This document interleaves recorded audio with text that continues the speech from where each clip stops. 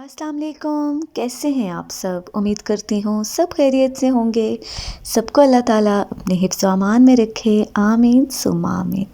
तो जी यहाँ पर आप देख सकते हैं क्योंकि स्ट्रॉबेरीज़ का सीज़न जा रहा है, बल्कि चला ही गया है और मैंने किया है कुछ ऐसे जो कि हमेशा हर साल इस सीज़न में जब भी स्ट्रॉबेरीज़ आती हैं और उनका जो जाने का टाइम होता है, तो फिर मैं ले लेती हूँ एक साथ स्ट्रॉबेरीज़ और फिर उनको अच्छे से वॉश करती हूँ। उनका ये जो ग्रीन पार्ट है वो मैं निकाल देती हूँ और फिर उनको मैं स्टोर कर लेती हूँ।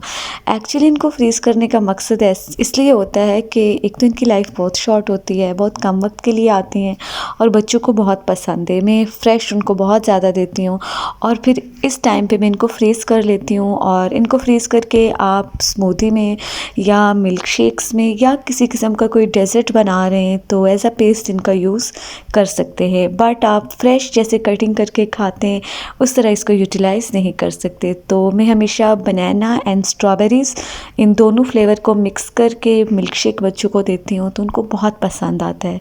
तो कोई फ़र्क नहीं पड़ता इनके टेस्ट में, इनके जायके में, अगर आप इनको अच्छे से वॉश कर लें, लीव्स जो हैं उनको डिस्कार्ड कर दें और ऐसे स्टोर कर लें। तो मैंने भी एज़ इट इज़ किया है यहाँ। और वैसे भी आगे समर स्टार्ट हो रहा है तो ये बड़ी काम आएंगी। तो बस यहाँ पर इनको मैंने बॉक्सेस में ऐड कर दिया था और इनको मैं फ्रीज़ कर लूँगी और ऑन एंड ऑफ जैसे भी जिस तरह मुझे चाहिए होगी मैं यूज़ कर लूँगी। और जनाब यहाँ पर मैंने बनाई थी बनाना ब्रेड और ये मैंने पैन में बनाई थी, बहुत अच्छी बनी थी।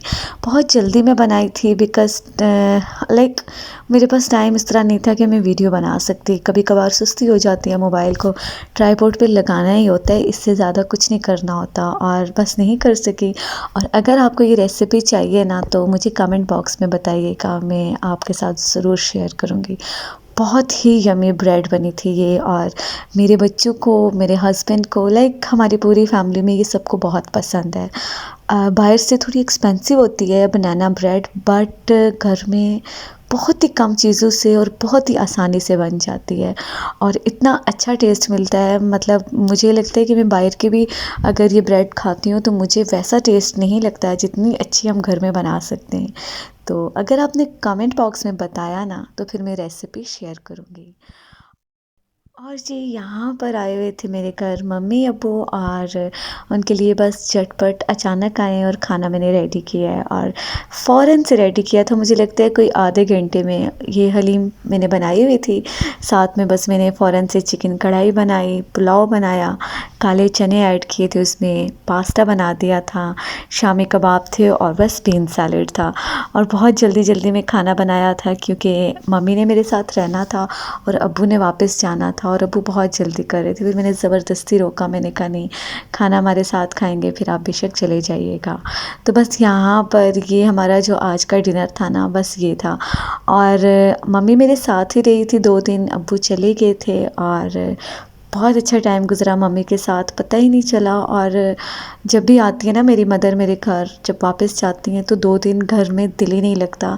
ऐसा लगता है जैसे घर बिल्कुल जो है ना बहुत ही सूना-सूना सा हो गया है और मेरे बच्चे भी जो है ना बहुत डिस्टर्ब हो जाते हैं कि मम्मी क्यों चली गई हैं। हम लोग को बड़ा ही शौक़ होता है कि वो हमारे घर आएँ, लेकिन पता नहीं माँओं की क्या आदत होती है, बस आते हैं और उनको बस बेचैनी होती है कि वापस घर जाना है। और यहाँ पर डेज़र्ट में मैंने बनाया था लबे शीरी और लबे शीरी की रेसिपी मैंने ऑलरेडी आपसे शेयर की हुई है, आप मेरे चैनल पे देखिएगा, बहुत इंटरेस्टिंग है।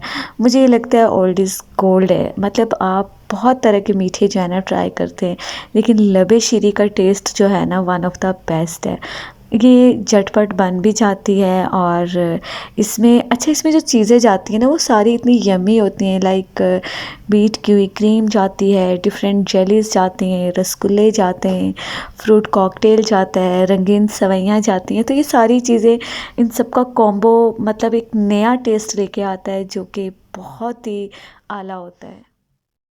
तो बस यहाँ पर भाभी सबको स्वीट सर्व कर रही थी, मैं वीडियो बना रही थी और यहाँ पर अब्बू की अंगूठियों की डिस्कशन चल रही थी। तो अब्बू दिखा रहे थे अपने रिंग्स, तो मैंने कहा यहाँ पर मेरे कैमरे को ना 4 चाँद लगे जैसे आपके प्यारे प्यारे हाथ दिखें।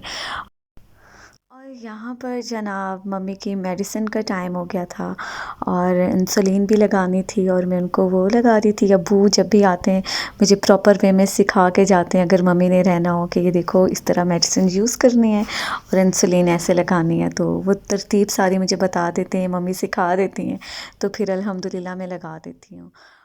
और जी, अब यहाँ पर मैं करने लगी थी मम्मी का पेडिक्योर। और एक्चुअली पाँव बिल्कुल नीट एंड क्लीन थे मम्मी के, बस स्वेलिंग होती है तो उससे ये होता है कि थोड़ा-सा उनको रिलैक्सेशन मिले। तो ये जो टिप है ना, ये बड़े मज़े की है।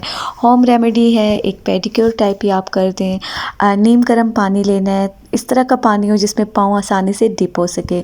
उसमें मैंने बॉडी वॉश ऐड किया है, शैम्पू ऐड किया है, लेमन्स ऐड किए हैं, बेकिंग सोडा ऐड किया है, विनेगर भी आप ऐड कर सकते हैं। मैंने वो बाद में ऐड किया था, अभी ऐड करना भूल गई थी। इसके अलावा अगर आप चाहें तो नमक का यूज़ भी कर सकते हैं।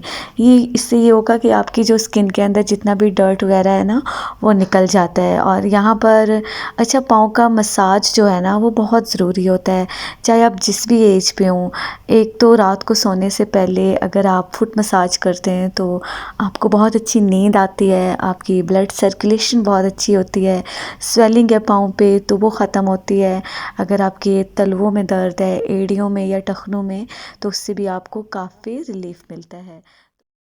तो बस यहाँ पर मम्मी के पाँव जो है ना, मैंने पानी में डिप किए और लेमन से मैं इनको नीट कर रही थी।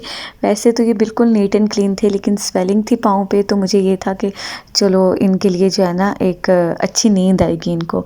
और वैसे मतलब मम्मी ख़ुद भी माशाल्लाह से सेल्फ़ केयरिंग हैं, बहुत अपना ख़्याल ख़ुद ही रखती हैं। हम लोगों को तो कम ही मौका देती हैं, लेकिन हमारा अपना भी तो दिल चाहता है ना कि हम ख़ुद भी करें।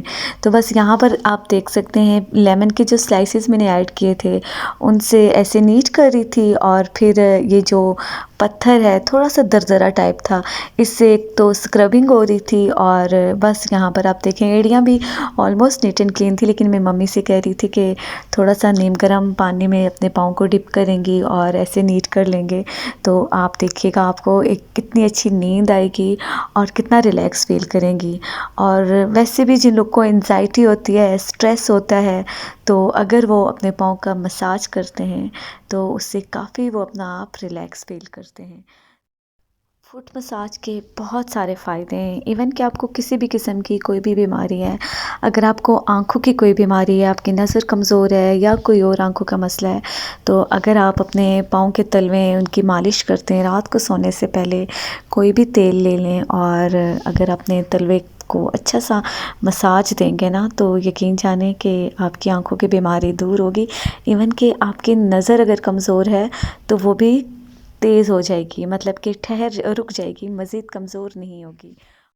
यकीन जाने कि फुट मसाज के ना बेतहाशा फ़ायदे हैं, मतलब अनगिनत हैं। और अगर साइंसी लिहाज से इसकी बात की जाए तो फुट मसाज से आपका अगर सर का दर्द है तो वो चला जाएगा, आपको नींद जो है ना वो बहुत अच्छी आएगी।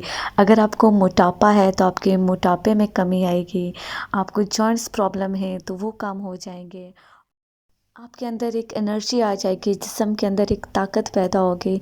और इसके अलावा जो सुस्ती काहली होती है वो दूर हो जाती है, यादाश्त आपकी बहुत अच्छी रहती है, बीपी आपका नॉर्मल रहता है। और इसके अलावा अगर आपको किसी भी किस्म का स्टमक प्रॉब्लम है, लाइक मैदे में जलन है, सोजिश है, खुश्की है, तो मतलब जो भी मैदे की बीमारियां हैं ना, उससे भी आपको निजात मिल जाएगी अगर आप एक दिन छोड़ के एक दिन फुट मसाज करेंगी।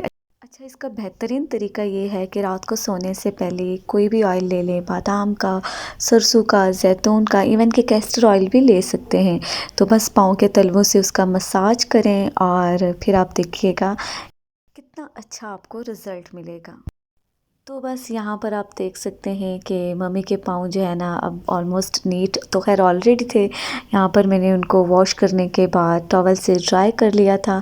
इस स्टेप पे मैंने लिया था लोशन, अगर आप चाहें तो कैस्टर ऑयल भी ले सकते हैं। कैस्टर ऑयल जो है ना विटामिन ई से भरपूर होता है, तो विटामिन ई जो है ना वो पाँव क्योंकि बहुत हार्श होते हैं उनकी स्किन, तो इससे हाइड्रेशन बहुत अच्छी होगी। तो बहरहाल यहाँ पर 3 से 4 मिनट आपने ऐसे ही हाइड्रेट करना होता है पाँव को, ताकि वो मज़ीद स्मूथ हो जाए। तो बस साथ-साथ हम लोग की गपशप भी चल रही थी, बच्चे भी थे, फ़न मस्ती माहौल था और मम्मी के साथ पता ही नहीं चला 2 दिन कैसे गुज़र गए, बहुत एन्जॉय किया। और फिर यहाँ पर स्वीट मेलन्स मैं काट के सबको दे रही थी। सीज़नल फल है, आजकल इसका इस्तेमाल बहुत करें, ये जो है ना बच्चों के लिए बेस्ट होता है। अच्छा मुझे किसी ने बताया था ना बच्चे कुछ होते हैं ना खाने में तंग करते हैं, तो मुझे किसी ने बताया था कि स्वीट मेलन जो है ना तकरीबन 1 महीना, डेढ़ महीना डेली बेस पे बच्चों को सुबह खाली पेट दें। तो मैंने अपने बच्चों को बहुत दिया, उससे ये होता है कि बच्चों को भूख लगती है। और जी ये था मॉर्निंग का टाइम, मॉर्निंग नहीं लाइक आप कर दें 10 से 11-12 के बीच का टाइम और यहाँ पर बस नाश्ता और हमारा जो लंच है मिक्स था लाइक के ब्रंच था। तो यहाँ पर मैं आलू चिकन के पराठे बना रही थी, 4 अदद पराठे बनने थे तो उसका मिक्सचर ऑलरेडी बना के मैंने 4 बॉल्स बना रही थी एक बराबर मिकदार में। हमेशा मैं ऐसे करती हूँ तो मुझे दिक्कत नहीं होती, एक बैलेंस रहता है। तो यहाँ पर साथ में हरे धनिए और हरे पुदीने की चटनी थी, दही था, अचार था और ब्रेड के लवाज़मात थे। मम्मी के साथ पता ही नहीं चला कि 2 दिन बस कैसे गुज़र गए। हम हमेशा उन्हें कहते हैं कि आप आती अपनी मर्ज़ी से, अब जाएँगी हमारी मर्ज़ी से। लेकिन बिना बताए अब्बू आ गए उनको लेने और मैं अब्बू से बहुत नाराज़ भी हुई कि आप क्यों आए लेने? लेकिन अब्बू ने कहा कि नहीं, भला आज बहुत मिस कर रहे हैं मम्मी को तो चलें वापस जाना ही है ना। और मैं हमेशा मम्मी को कहती हूँ आप जब भी आती हैं प्लीज़ 2 दिन के लिए मत आया करें, ज़्यादा दिन के लिए आया करें। और बहुत कुछ प्लान करती हूँ लेकिन मम्मी इतना रहती नहीं है, वो फिर वापस चली जाती हैं। तो ख़ैर यहाँ पर फिर हम लोगों का नाश्ता वाश्ता तो हो गया था, उसके बाद बैठे ढेरों बातें की। वक़्त का पता ही नहीं चला कि कैसे गुज़र गया है। और फिर अब्बू आ गए थे और अब्बू बस थोड़ी देर बैठे हैं, उन्होंने चाय भी नहीं पी क्योंकि वो ऑलरेडी चाय भी पी के आए थे बाहर, उन्हें किसी से मिलना था। तो अब्बू की आदत है वो मतलब अपना खाना पीना बहुत रफ़ एंड टफ़ नहीं करते, बस उनको प्रॉपर टाइम पे हर चीज़ चाहिए होती है। तो उनकी एक हैबिट बनी हुई है ये, क्योंकि उनका जो फिर मैदा है वो डिस्टर्ब हो जाता है, तो वो फिर एक टाइम पे अपनी चाय पिएँगे और टाइम पे अपना खाना खाएँगे। और यहाँ पर अब्बू लाए थे जनाब सीख कबाब और साथ में थे ये चाउमीन। जी ये था आज का व्लॉग और मेरे मम्मी अब्बू के लिए ज़रूर दुआ कीजिएगा। अल्लाह ताला उनको सेहत दे, ज़िंदगी दे, उनका साया हम पे कायम और दायम रखे। आमीन सुम्मा आमीन।